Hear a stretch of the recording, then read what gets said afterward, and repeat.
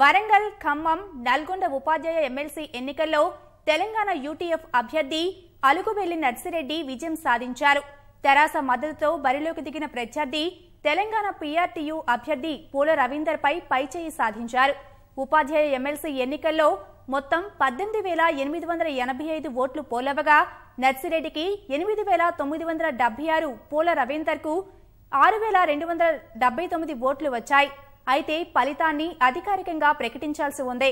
EC అనుమతి వచ్చాకే నర్సిరెడ్డి గెలుపుపై ప్రకటన చేయనున్నారు.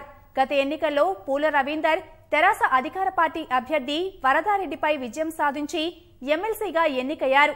ప్రస్తుత ఎన్నికల్లో పూల రవీందర్కు ఉన్నత విద్య, జూనియర్ కళాశాల అధ్యాపక, ప్రిన్సిపల్ సంఘాలతో పాటు కాంట్రాక్టు లెక్చరర్స్ మద్దతు ప్రకటించడంతో విజయం ఖాయమని భావించిన అనూహ్య ఫలితాలతో పూల రవీందర్ అంచనాలు తలకిందులయ్యాయి.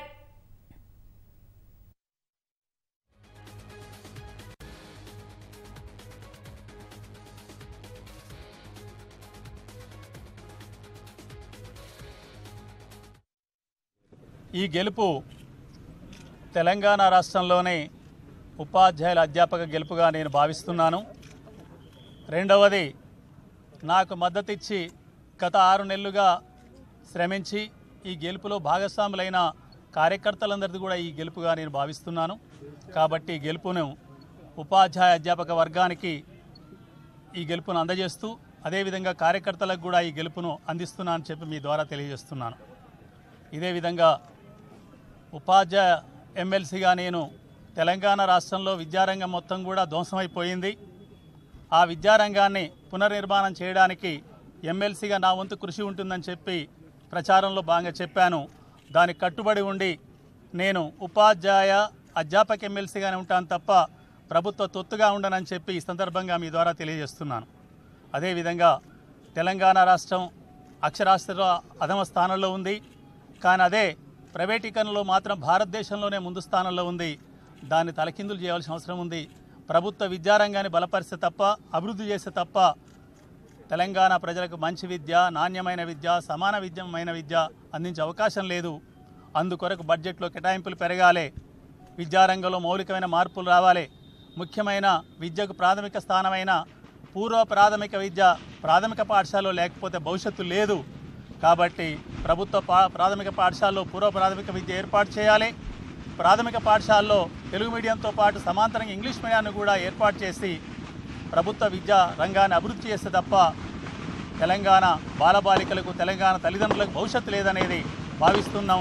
అందుకొరకు నా కృషి ఉంటుంది. అదేవిధంగా నేడు ఉద్యోగ ఉపాధ్యాయులందరికీ సిపిఎస్ భూతంగా కనిపిస్తుంది. అది పెద్ద సమస్యగా ఉంది. సిపిఎస్ అంతం నా పంతంగా. అదేవిధంగా ఈనాడు కాంట్రాక్ట్ విధానంతోనే, అవుట్సోర్సింగ్ విధానంతోనే ఉపాధ్యాయులు, అధ్యాపకులు వెటిచాకరీ చేస్తున్నారు. తెలంగాణ రాష్ట్ర ప్రభుత్వం రాగానే వారికి రెగ్యులర్ చేస్తామన్నారు, పూర్తి జీతం ఇస్తామన్నారు. మన అత్యున్నతమైన సుప్రీంకోర్టు కూడా సమాన పనికి సమాన వేతనం ఇవ్వాలని చెప్పి తీర్పిచ్చింది. 2 సంవత్సరాలు గడిచింది. ఈ ప్రభుత్వం వచ్చి 5 సంవత్సరాలు పూర్తవుతుంది. అయినా నేటి వరకు ఒక కాంట్రాక్టు ఉపాధ్యాయుడు కానీ, అధ్యాపకుడు కానీ, ఏ ఉద్యోగి కానీ రెగ్యులర్ కాలేదు. వాళ్ళ రెగ్యులరైజేషన్ కొరకు దాంతోపాటు ఇతర సమస్యలు చాలా ఉన్నాయి. పండిట్ పీరియడ్ అప్గ్రేడేషను, ముఖ్యంగా ముఖ్యమంత్రి గారు ఐఆర్ ఇస్తా అన్నారు, పిఆర్సీ ఇస్తా అన్నారు. ఎన్నికలు అయిపోయినాయి, మళ్ళీ రెండోసారి ముఖ్యమంత్రి అయినరు. ఐఆర్ లేదు, పిఆర్సీ లేదు. పక్క రాష్ట్రంలో ఐఆర్ ఇచ్చారు. ఈ రాష్ట్రం ధనిక రాష్ట్రం అంటారు, జీతాలు ఎక్కువ అంటారు. అది సరైనది కాదు. ఉపాధ్యాయుల గౌరవాన్ని నిలబెట్టడానికి, రెండోది ఉపాధ్యాయుల సమస్యల పరిష్కారానికి, మూడవది ప్రభుత్వ విద్యారంగాభివృద్ధికి నా కృషి ఉంటుందని చెప్పి మీ ద్వారా అందరికీ తెలియజేస్తున్నాను. ఈ గెలుపు ఉపాధ్యాయులది, అధ్యాపకులది. మరియు ఈ ఎన్నికల్లో పాల్గొన్న కార్యకర్తలందరికీ ఈ గెలుపు, అన్ని సంఘాల కార్యకర్తలకి ఈ గెలుపును అంకితం చేస్తున్నానని చెప్పి మీ ద్వారా విజ్ఞప్తి చేస్తున్నాను.